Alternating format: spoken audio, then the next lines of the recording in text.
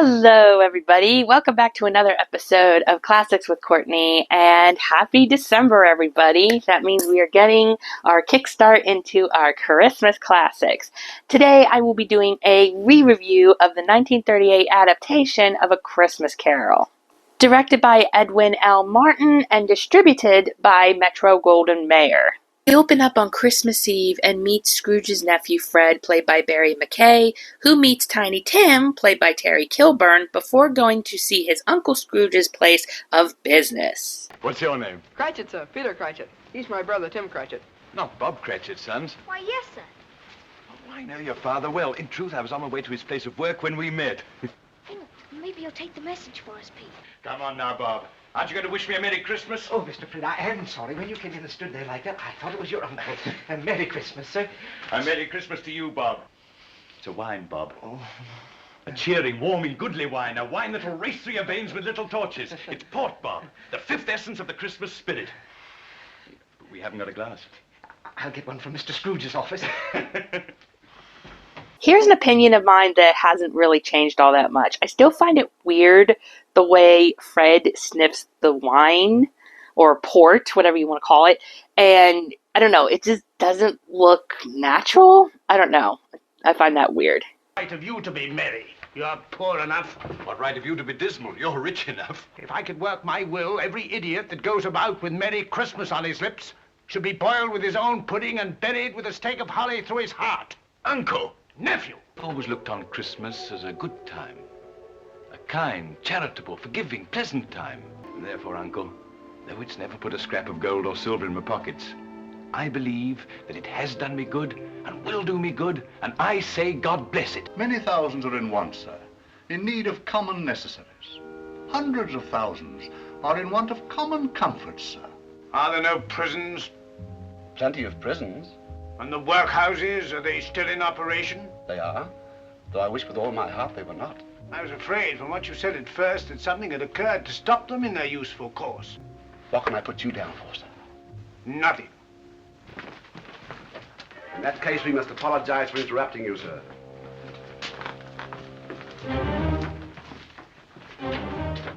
Humbug. Scrooge, played by Reginald Owen, relieves Bob Cratchit for Christmas, played by Gene Lockhart, but runs into some trouble. Want all day tomorrow, I suppose. Quite convenient, sir. It's not convenient and it's not fair. If I was to stop half a crown for it, you'd consider yourself ill-used, I'll be bound. It's only once a year, sir. A poor excuse for picking a man's pocket every 25th of December. However, I suppose you'll have to have the whole day. Be here all the earlier next morning. Come Let it go!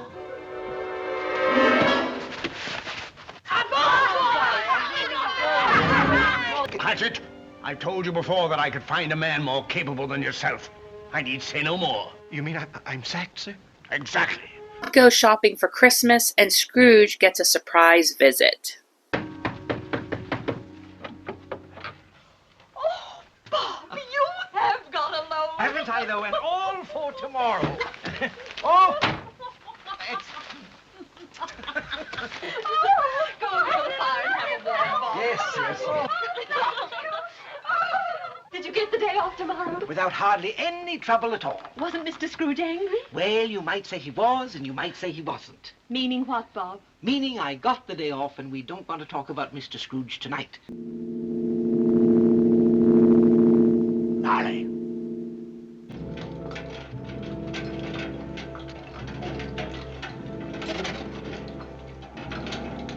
Who are you? Ask me who I was. Who were you then? In life, I was your partner, Jacob Marley. And of the world divine. Now do you believe in me? I do. I must. But why? Why do you trouble me? It is required of every man that the spirit within him should walk abroad among his fellow men. If that spirit goes not forth in life, it must do so after death. You will be haunted by 3 spirits. Is that the chance you mentioned, Jacob? It is. I think I'd rather not. After his encounter with Marley, Scrooge gets another visit in The Spirit of Christmas Past, played by Anne Rutherford. The light. It hurts my eyes. It blinds me. I'm not surprised. It's the warming light of thankfulness, the light of gratitude to others. I've never seen it before. Of course not. It's men of greed like you who have long forgotten gratitude. Parents coming for you? No, I'm staying at school for the holidays. You are? Always do, you know. Father and I talked it over. We decided that some extra swatting at my studies would do me more good than Christmas at home. Master Scrooge. Yes, sir. Your sister's come to see you. Dear Abby. I've come to bring you home. Home, Fran? Home? Oh, God bless you, Fran. Abby, it's going to be so glorious. God bless you. Ebenezer Scrooge? Dick Wilkins? Yes, sir. Do you observe the time, sir? 5 minutes past 7, sir. Do you know you've let me work you 5 minutes overtime? No more work tonight. Christmas Eve, Dick. Christmas, Ebenezer. Old Fezziwig was very kind to me. Yes, he was. Old Fezziwig would have been very happy if you had shown your gratitude to him by showing kindness to others. Your clerk, for instance. Business is business. I'm a good businessman. My time grows short. I've yet to show you the black years of your life. Your gradual enslavement to greed. Your ruthlessness. No. Your ingratitude. As Christmas Past leaves, Christmas Present, played by Lionel Brom, takes his turn. Come here and know me better, Scrooge. I am the ghost of Christmas Present. Have you never seen the like of me before? Never. What are we going to do? Walk into the world this Christmas night so that you can hear and see and feel Christmas in the world this night. I don't believe for a minute that they love one another. What makes you say that, Spirit? It's obvious that they love each other dearly. Nevertheless, don't you think that it's lucky that they haven't the wherewithal to get married? Their love will soon fade. I take exception to that. On the contrary, I think their love would grow. They should be married. Oh, come, let us adore him. Oh, come, let us adore him. Christ the Lord. The church is right. Darling, it looks perfect. It is perfect. It's as slippery as a codfish's tummy. No. Darling, just one side. Now, only one. Yeah. Well, all right. 1, 2, 3.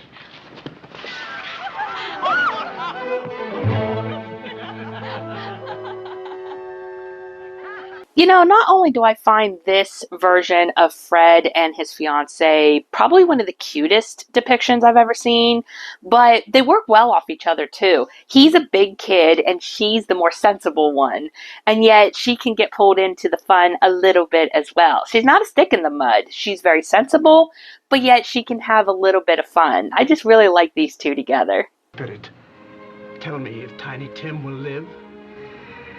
If the shadows remain unaltered by the future, the child will die. No. Surely he'll be spared. But what of it? If he be like to die, he'd better do it and decrease the population. Now, let me see. It seems that once upon a time there was a little boy about your size, Timmy. Come, Scrooge, we must go. Must we? And he said that Christmas was humbug. Yes, as I live he did. As if anything that gave excuse for this could be humbug. Your uncle should be ashamed. Oh, I'm sorry for him. I couldn't be angry with him if I tried. After all, he punishes himself. And how does he do that, pray? Well, he has money, hasn't he? Yes. And he makes no use of it, mark you. No use of it whatsoever. Therefore, he's a far more pathetic and unhappy case than the man who has no money at all. QED, he punishes himself. First, I want you to drink a toast. To my Uncle Scrooge. Seems a shame to waste a toast on a man like that. Oh, but darling, think how happy he makes everyone feel. By contrast. To my Uncle Scrooge. To Uncle Scrooge. Christmas Present departs and leaves Scrooge with the spirit of Christmas future to see what will happen if he doesn't change his ways. I saw Mr. Scrooge's nephew today. He is a nice fellow. He saw I looked a trifle down. Just a trifle, you know. Told him about Tim. I'm Heartily sorry for it, Bob, he said. And heartily sorry for your good wife. But when we remember how gentle and patient Tim was, we shan't quarrel among ourselves. And in doing it, forget our Tim. Huh? No, Father.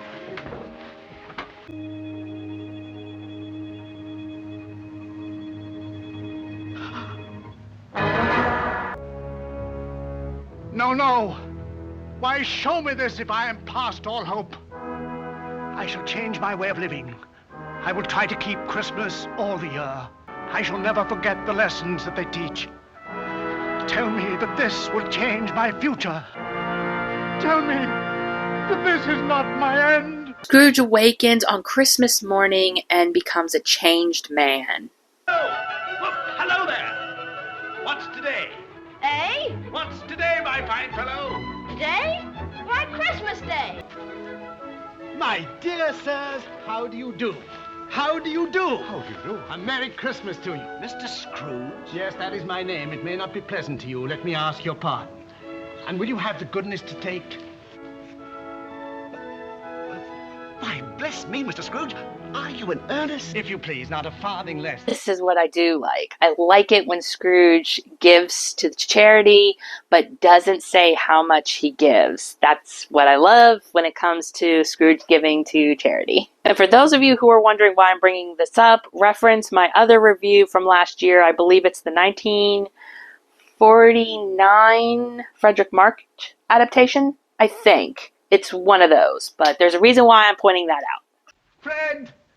But who is this? Your uncle. Your Uncle Scrooge. Uncle! Oh, I didn't know you. The smile changes me, doesn't it? Well, This fellow, not your uncle, I'll be bound. He'd never have a smile like that. He said that if... That Christmas was a humbug, that people who celebrated it were fools. Yes, that's what he said. It was stupid of him. He won't say it again, mark you. He won't say it again, ever. Merry Christmas, Bob. What? Merry Christmas, Bob. Bob Cratchit, Yes, sir? pass out the punch.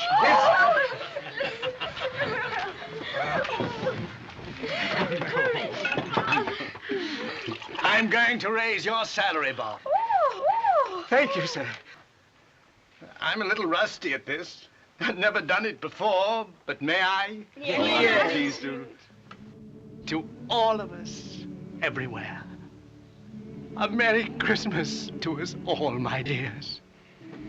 God bless us, everyone. And that was my re-review of the 1938 adaptation of A Christmas Carol. This was one of those ones I had to go back and re-watch. Growing up with the Alastair Sim 1951 British adaptation, I was spoiled by that film. It's a well-made film, well acted. There's plenty of joyful moments in that film, while also plenty of serious moments. So when I found out they had an older version by MGM, who at that time was my favorite studio because my Judy Garland was in that studio, I was excited to see this film, but my expectations were brought very low. I didn't like the overall simplicity and joyful tone of the story. I thought it was a tad silly.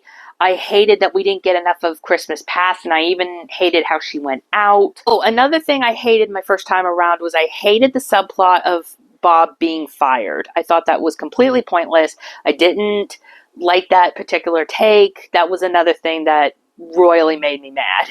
However, the movie stayed with me and I gave it a second watch, and since then it has become one of my favorites, and I happen to own it on DVD. Ironically, there is a short of Silent Night sung by the legendary Judy Garland, which makes this DVD worth owning for sure. Lionel Barrymore, aka Mr. Potter from It's a Wonderful Life, actually played the role of Scrooge on radio, and he does an amazing job. He was also supposed to play the role of Scrooge in the film. However, he was having bad arthritis problems and was becoming wheelchair bound that he couldn't do the role. Story goes he was the one that recommended Reginald Owen. I think there might be truth to that story because supposedly he was also the one that got Jimmy Stewart the role of George Bailey in It's a Wonderful Life after Jimmy Stewart returned from World War II. So that tells me a lot about Lionel Barrymore in real life. Despite Lionel not being in the film, I highly recommend his radio productions. They are really cool to listen to, especially the ones with Orson Welles. I definitely recommend those ones for Christmas. As it stands, though, Reginald Owen does do a decent job. He plays off the grumpy Scrooge pretty well as the overjoyed Scrooge. He doesn't do a bad job. And it's kind of interesting that the same time this movie came out, he did Everybody Sing, also co-starring Judy Garland, but also co-starring Fred's fiance as well, playing his daughter. Besides the cast that I mentioned, like Reginald Owen and Gene Lockhart and Anne Rutherford, you also had other cast members too, like Gene's real life wife and daughter, June, being in the film, his wife playing his wife and his daughter playing one of the daughters. We also have Leo G. Carroll, Donald Sinclair, and Lynn Carver as well in the cast, which is a pretty decent lineup in my opinion. As far as recommendations go, if you're looking for just a decent Scrooge adaptation, I'd say give this a shot. But if you're not interested in the overall happy tone, I would say give this one a skip. You're probably not going to like this one. Speaking of the tone, there were a couple of things I noticed that actually linked this to the book. I thought the book was a lot darker, but in actual reality, this movie actually is closer to the book than I even thought about, including a line where two of these guys say, "You're not a skater, I suppose." No time for it. Business on my mind. That's a direct line from the book. So that's actually kind of interesting, considering that most of the film does spend a lot of time talking about ice skating, and we see characters doing said activity. So it's actually kind of interesting how close this adaptation is to the book. And that, of course, ends my review on the 1938 MGM classic, A Christmas Carol. Let me know in the comments below what you think of this movie, if you've seen it. And if you haven't seen it, did I pique your interest? Or is this a Scrooge you're going to stay far away from? Thank you all so much for watching, and I will see you guys in my next video. Bye! Have a great and wonderful day.